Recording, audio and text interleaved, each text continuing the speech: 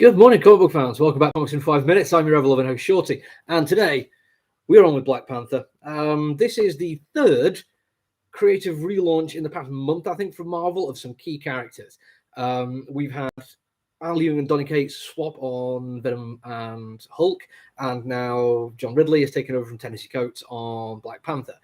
All of them I've read so far, and reviewed so far, have done quite well of just having an excellent jumping on point and going for it. Now, this is a big thing when it comes to comic books. We get asked a lot, I really want to get into comic books, but I don't know everything that's happened in the past. How can I get into it? Can I just jump on it? And yeah, I know it can be intimidating.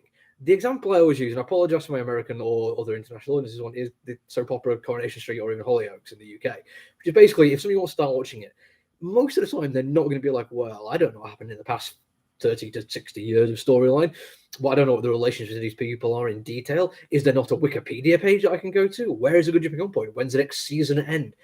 Comic books are the same kind of thing. Just jump in. Go into a comic book store, tell the guy or girl behind the counter what it is you're after. They'll find something for you. Then if you want to find out more, go back and read it. Because a good writer will just be able to drop you in the middle of the story and give you just enough that you can find something to grab onto. And John Ridley does that quite nicely. The bigger points to hit are the fact that he's basically turned, I don't know if this was something that happened in Coates' run, but it's Wakanda is no longer a monarchy, it's a democracy, and there's a prime minister, and as a monarch, he's now a head of state rather than like the leader of the politics.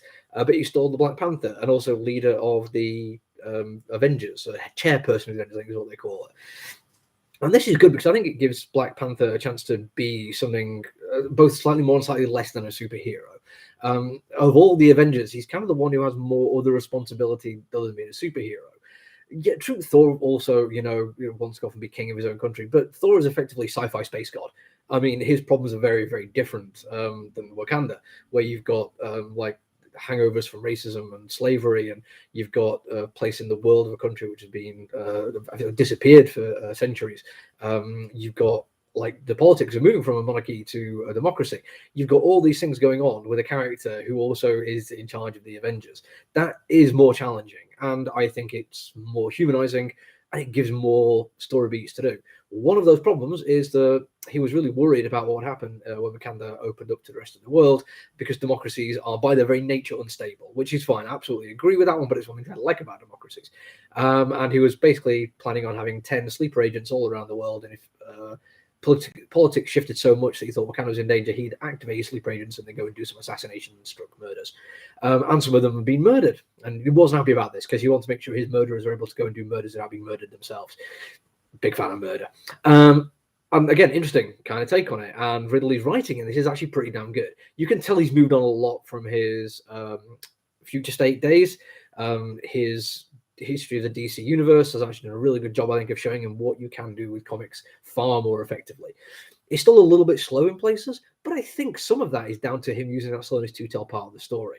It is showing the frustration of T'Challa, basically unable to just take control and do something because he is in charge. He is both the Black Panther and the King. Now he is just a figurehead who has to ask permission to do a lot of stuff, and rather than having the responsibility of the leadership of the Avengers, mean he can go and do stuff, it's more getting in the way of him actually taking direct action.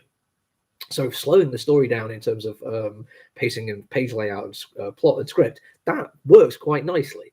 The other thing that works really nicely is the character design. The artwork throughout is actually, I don't want to say underwhelming, it's really good, but it's very Marvel in-house style. I find it hard to be effusive in my praise of Marvel in-house style. It's good, but it does what it's supposed to do and doesn't really do much else. But T'Challa looks more like an actual panther there, a little bit more svelte. Now, I know a lot of you reading this probably thinking, I've never really thought about the musculature of various big cats. Shorty, please go on to more detail. I'm not going into loads of detail on this one, but previous descriptive depictions of him have had him looking almost like Felding proportions of ridiculous musculature, over the top heavy chest, barrel, chest, shoulders, everything about it. Panthers, in the grand scheme of things, are a little bit more sleek than that. They're certainly muscly, but they are not the Bengali tiger of the big cat world, all 400, 500 pounds of them. So making that choice to design the character to look a little bit more realistic, still with the over-top musculature, sure, but more human proportions, I think was an excellent choice. And again, it ties into everything else they're doing. Overall, this is a very confident, very complete work, and I like the fact that all the pieces fit together really quite nicely, and it is a great jumping on point if you want to try some Black Panther. And that's it for me, probably for the week. I might do one tomorrow, but I'm not promising. So until I see you all again, look after each other, everyone. Stay safe. Bye.